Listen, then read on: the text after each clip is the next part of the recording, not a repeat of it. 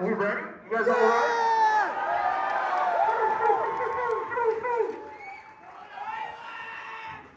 Just so you know, if you're just grabbing random bottles, like plastic bottles, and drinking out of them, I already peed in 2 of them somewhere. I think they're back there, like down in the ditch.